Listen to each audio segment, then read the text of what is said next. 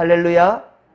오늘도 우리는 하나님께서 우리에게 좋은 것을 주실 줄로 믿고 정직한 믿음 가지고 주 앞에 나아가십시다. 주께서 우리를 외면하지 않으실 것이고 예비하신 귀한 복을 나리어 주실 줄로 믿습니다. 이번 주는 비가 종종 내리면서 참 더위가 한풀 좀 꺾이는가 싶었는데요. 어제는 비 온 뒤라 참 더욱더 불볕 더위와 또 높은 습도 때문에 또 상당히 어려웠던 힘들었던 하루였습니다. 그리고 이제 7월이 되니까 어제 월사 예배로 우리가 함께 성전에서 예배하며 또 7월 한 달을 맞이했는데요. 본격적인 더위와 한복판에 이제 들어선 것 같습니다. 여러분 건강 조심하시고 주를 믿는 믿음으로 몸도 마음도 영혼도 더욱더 강건해지시기를 빕니다. 오늘 성경 말씀은 느헤미야 8장 13절로 18절입니다. 에스라를 통해 율법의 말씀을 보며 모세 때 지킨 초막절을 이제 다시금 깨닫게 됩니다.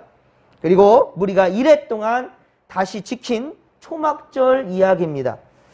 앞선 이야기를 다시 잠깐 정리해 본다면 느헤미야 7장입니다. 느헤미야 7장 이야기를 보면 느헤미야는 성벽이 완공된 후에 하나님의 뜻에 따라 1차 포로기 위한 그 명단을 다시 정리하고 기록하였지요. 그 이유는 지금 느헤미야는 3차 포로기환의 지도자임에도 불구하고 2차도 아니고 1차 포로기환 때의 명단을 정리하고 기록하게 한 것. 그 이유는 바로 이 포로기환 백성들에게 지금 현재 이 사람들에게 부모 세대들이 얼마나 예루살렘 성전을 사랑했는지 위했는지 정말로 그 향한 마음, 그 사랑의 마음을 심어주고 가르치기 위함이었습니다. 그리고 느헤미야가 이어서 한 행동이 무엇이었습니까? 1차 포로기환의 명단을 그렇게 지금 이 백성들에게 예루살렘 성전이 무너질 때나 새로 세워질 때나 이것을 경험하지 못한 이 세대들에게 이렇게 가르쳐주고 그 다음 느헤미야가 한 행동이 무엇이었는가? 그렇습니다. 제사장들과 레위인들을 세워서 하나님께 예배를 드렸습니다.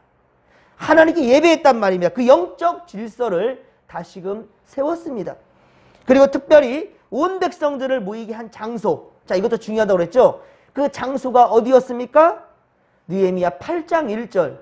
느헤미야 8장 1절에 보면 수문 앞 광장이었습니다. 수문 앞 광장이었어요. 그런데 그 수문은 이스라엘 백성들이 먹고 마실 바로 중요한 식수원, 이 식수가 그렇게 성전으로 드나드는 그런 문이었어요. 이게 바로 수문이었습니다. 그런데 이 수문을 담당한 자들이 누구였습니까? 바로 느디님 사람이었습니다. 느디님 사람들이 바로 이 수문을 그렇게 담당하였어요. 지켰습니다. 유대인들도 많은데 왜 하필 느디딤 사람들에게 이 일을 맡겼을까요? 그 이유인즉슨 전통과 직분보다 더 중요한 것은 하나님께 주신 사명을 감당하는 것. 하나님께 주신 사명 어떻게 감당하는가? 그리고 하나님을 사랑하는 마음이 어떠한가? 성전을 사모하는 마음이 어떠한가? 바로 그것을 하나님께서 보여주기 위한 것이었습니다. 이스라엘 백성들에게. 그러니까 혈통과 직분이 중요한 것이 아니다는 거예요. 그보다 더 중요한 것은 뭐냐면 하나님의 명령과 그 말씀을 얼마나 사모하고 지키려고 하는가라는 것이라는 거예요. 느디님 사람들은 이스라엘 혈통이 아니라고요. 이방 사람들이었단 말입니다. 그럼에도 불구하고 하나님은 그들을 사용하셨단 말입니다. 사실 거룩한 성민 사상에 빠져버린 이 이스라엘 백성들, 이들은 정작 야훼 여호와 신앙을 버려버리고 바로 우상을 숭배하면서 하나님을 진노케 하였죠. 그래서 결국은 바벨론 포로로 붙잡혀가고 70년 포로 생활을 하였던 것입니다. 이제 느헤미야는 다시 평신도의 자리로 내려옵니다. 이 느헤미야는 이 당시 아닥사스다 왕의 명령을 받고 온 바로 총독이었어요. 이때 가장 실권자입니다. 그럼에도 불구하고 우리가 쭉 보았지만 느헤미야는 권위주의적이지 않았어요. 예, 자신의 그 권위로 그 공격해오는 회방하는 사람들을 바로 치리해버리고 처단하면 될 것을 그렇게 하지 않았습니다. 무력으로 하지 않았습니다. 일단 하나님께 기도로 나아갔고요. 그리고 예배하면서 그렇게 나아갔던 것이 바로 느헤미야였고, 그런데 느헤미야는 총독임에도 불구하고 오히려 레위인들을 세우고 제사장을 세우고 2차 포로기한 때의 지도자였던 에스라를 세워서 오늘도 이 율법 말씀을 읽게 하잖아요. 그러므로 하나님의 뜻을 받들인 그러한 겸손한 자가 바로 느헤미야였고요. 이러한 느헤미야의 정신을 우리가 배울 수 있기를 바랍니다. 예, 그렇습니다. 느헤미야는 레위인도 아니고 제사장 가문도 아닌데, 그런데 총독으로서 더욱더 겸손하게 이 백성들에게 보이고 있는 부분인 거예요. 하나님을 어떻게 섬겨야 되는 것인지. 예, 이제 느헤미야는 다시금 이 평신도의 자리로 내려가고요. 제사장 겸 학사인 바로 이 에스라를 세워서 하나님께 예배를 드리며 말씀이 선포할 때 이 백성들은 어떻게 했습니까? 모두 다 눈물을 흘렸다라고 느헤미야 8장 9절. 느헤미야 8장 9절에 보면 말씀이 선포될 때 이제 이 이스라엘 백성들 또한 역시 그 말씀에 깨달음이 오고 눈물을 흘렸다라는 거예요. 이제야 비로소 바로 부모 세대들이 얼마나 성전을 사랑했는지, 또 하나님의 말씀을 얼마나 사모했는지, 그것을 이제 이 3차 포로기한 때 있었던 이 이스라엘 백성들도 깨닫게 된 거예요. 비로소. 그렇습니다. 하나님은 이 역사의식을 심어주기 위하여서 느헤미야를 통하여서 바로 포로귀환 1세대들의 명단을 기록하게 했고 2세, 3세대들에게 이렇게 알게 한 것입니다. 그래서 교회의 역사와 전통은 매우 중요한 것입니다. 사랑하는 성도 여러분, 우리 진목교회도 하나님의 그 크신 사랑하심과 선한 역사를 자랑스러운 여러분 믿음의 유산으로 다음 세대들에게 물려줄 수 있기를 주님의 간절히 축원합니다. 하지만 느헤미야와 에스라 그리고 이 백성들을 가르치는 바로 이 레위인들은 백성들이 성일에 슬퍼하니까 어떻게 합니까? 울지 말라라고, 슬퍼하지 말라라고 그렇게 막습니다. 물론 진심 어린 눈물이 무슨 문제가 되겠습니까? 진심 어린 감동의 그 눈물이 무슨 문제가 되겠어요? 문제되지 않습니다. 그러나 성일, 거룩한 날, 이 날은 감정에 따라 예배하는 날이 아니란 말입니다. 오직 하나님 중심에서 그리고 하나님께 감사하며 그 주신 은혜에 기뻐하며 오직 즐거워하는 그런 날이 바로 성일이라는 거예요. 이제 오늘 말씀은 모세를 통하여 명령되었던 이 7월은 초막절을 회복시키는 그런 내용입니다. 자, 백성들이 율법의 말씀을 연구한 학사 바로 이 에스라를 통해서 이제 그대로 실천하게 되는 거예요.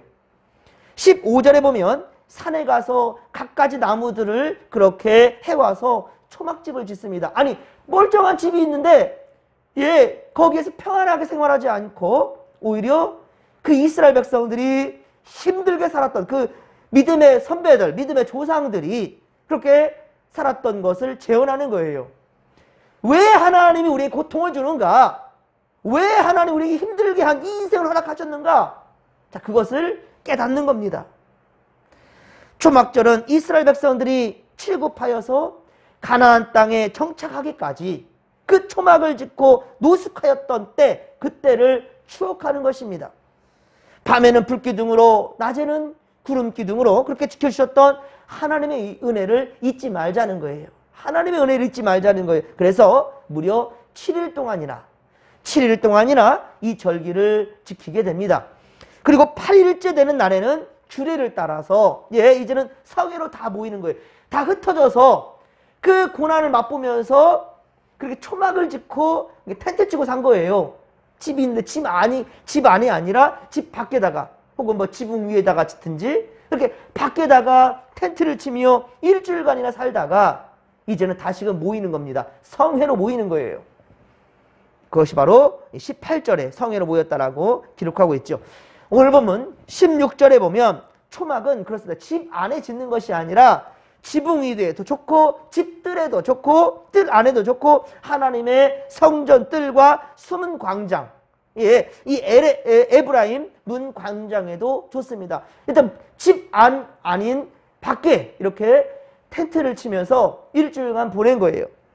17절에 사로잡혀 갔다가 돌아온 회중은 지금 3차 포로기한 때 느헤미야와 함께 돌아온 유다 자손들을 지금 말하는 거예요. 예, 17절에 사로잡혔다가 돌아온 자들이라는 것은 지금 예루살렘 성전이 무너질 때 그때를 경험했던 1세대들이 아니라 지금 3세대들을 지금 이 얘기하는 거예요. 2세대들, 3세대들. 그러니까 예루살렘 성전이 지어질 때나 무너질 때를 경험하지 못했던 그런 자들인 거죠.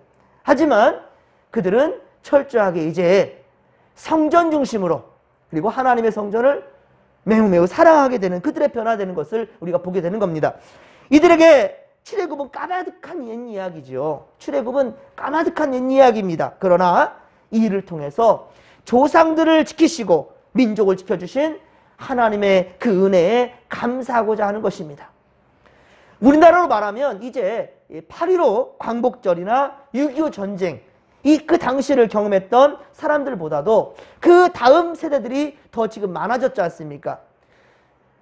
8.15 광복절 경험한 사람들보다도 6.25를 경험한 사람들보다도 지금은 사실은 그때 어려움을 경험하지 못했던 세대들이 더 많잖아요.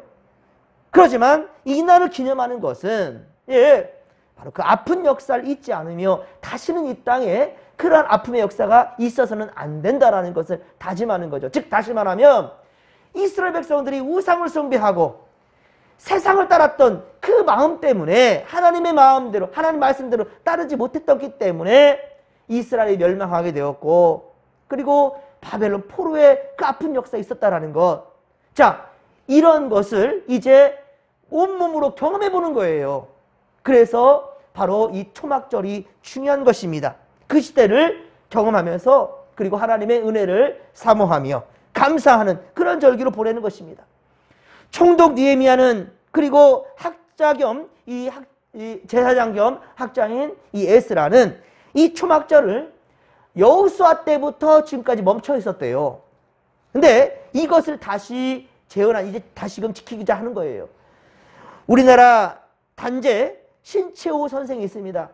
영토를 잃은 민족은 재생될 수 있지만 영토를 잃어버려서 우리나라도 일제강점기 36년을 보냈잖아요. 우리 영토를 잃어버렸어요. 하지만 끊임없이 독립군들이 끊임없이 이 땅을 지키고자 하였지 않습니까? 그리고 온 백성들이 바로 광복의 그날을 소망하고 있었고요. 그것이 터진 것이 바로 3.1운동이었고요. 그렇죠? 그러니까 나라는 잃었지만 끝까지 그 민족 정신은 그것은 가지고 있었던 거예요. 역사를 잊지 않았다는 것이죠. 하지만 여러분 영토를 가졌다 할지라도 역사를 잊은 민족은 역사를 잃어버린 민족은 재생될 수 없다 라고 신채호 선생은 이런 명언을 남겼습니다. 그리고 이와 비슷한 말이 바로 영국의 처칠 수상이죠. 역사를 잊은 민족에는 내일이 없다. 역사를 잊은 민족에게는 내일이 없다. 사랑하는 성도 여러분, 우리 다음 세대들, 자녀 세대들에게 우리 진목교회가 어떻게 세워졌는지, 하나님이 우리 진목교회를 얼마나 사랑하시는지, 우리 지금 믿음의 1세대들이, 지금 여러분들이 얼마나 진목교회를 사랑하여 그렇게 진입교회로부터 이렇게 뻗어나와서 이렇게 교회를 개척하게 되고 그리고 이렇게 우리가 지켜왔는지, 얼마나 목숨을 걸고 진목교회를 지켰는지 우리 자녀들에게 가르치지 아니한다면 여러분들은 하나님 앞에 책망받을 거예요. 가르쳐야 됩니다. 지키게 해야 됩니다.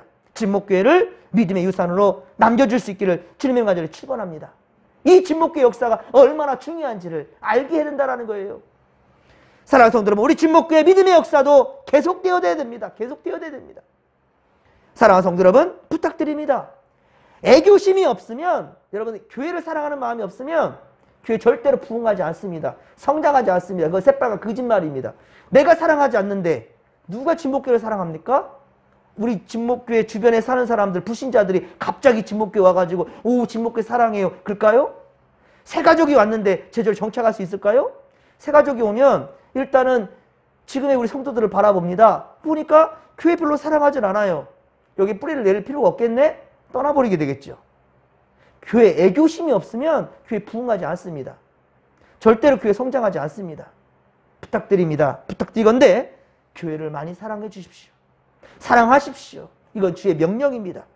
예, 교회를 사랑하십시오. 그리고 부족한 것이 있다 한다면, 만약에 이 과거에 우리가 부족했던 것들이 있다 한다면 진목교의 역사와 전통을 우리가 다시금 새롭게 세우면 됩니다. 그리고 그 다음 세대에도 자랑스럽게 물려줄 수 있기를, 우리 진목교회를 그리고 이 역사를 물려줄 수 있기를 주님의 간절히 축원합니다. 주님 다시 오실 때까지 여러분 쉼없이 꿈틀거리는, 살아있기 때문에 꿈틀거릴 수 있는 겁니다. 바로 살아있는, 꿈틀거리는 우리 진목교회 영적 성장이 매일매일 지속되기를 주님의 이름으로 간절히 축원합니다. 이 사랑하는 마음으로 이제 돌아오는 주일은 바로 맥주 감사절입니다. 여러분, 감사하지 않는 성도들에게 내일은 또한 보장되지 않습니다. 감사하는 성도에게 하나님 더 크고 놀라운 역사를 맡겨주시고 그 이 땅의 기름진 복들도 채워주시는 것입니다. 작은 것에 감사하는 자에게 더 큰 것도 허락하신다는 것 잊지 마시고 우리 상반기 지켜주신 하나님의 은혜에 감사하며 우리 내일 성회로 함께 모여 하나님의 영광을 돌려 우리 나아가는 믿음의 권속들이 다 되기를 주님의 간절히 축원합니다.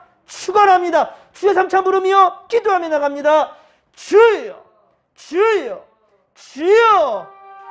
살아계신 하나님 아버지, 고맙고 감사를 드립니다. 하나님 감사합니다. 하나님 고맙습니다. 주여, 우리에게 이 핏값 주고 우리 진목교회를 우리에게 허락하 주셨나이다. 우리 하나님 아버지 거룩한 성전, 우리 귀하게 여기며 많이 사랑하는 우리가 되게 하여 주옵소서. 우리 진목교회를 사랑하지 아니하고서 우리 진목교회 어떻게 부흥과 성장을 바랄 수가 있사오리까? 하나님, 더욱더 모이기 힘쓰며 또 교회를 위해서 최선을 다해 섬기고 헌신할 수 있는 것, 이 교회를 사랑하며 우리가 헌신하는 것은 끝이 없습니다. 내가 되었다가 아니라 하나님이 되었다 할 때까지 주여 우리가 사랑하고 섬기는 것은 멈춰서는 안 된다라는 것, 아버지 우리가 명심할 수 있도록 도와주시옵시고, 특별히 내일 아버지요, 우리 주님의 날, 특별히 상반기를 마치고 하반기가 시작되는 맥주 감사절입니다. 감사하지 않는 성도들에게는 더 큰 감사를 주시지 않습니다. 하나님, 우리가 알게 하소서. 작은 것에 감사하는 자에게 더 큰 것을 허락하신다는 사실을 기억하며, 우리 아버지 우리에게 감사할 것이 무엇인가라고 불평할 것이 아니라 우리가 지금 숨쉬고 살아가는 이 순간이 아버지 이것이 감사한 것이고, 오히려 우리가 잃어버린 것을 통하여서 그의 소중함을 깨닫게 되는 것, 이에 감사할 줄 아는 우리가 되게 하여 주시옵소서.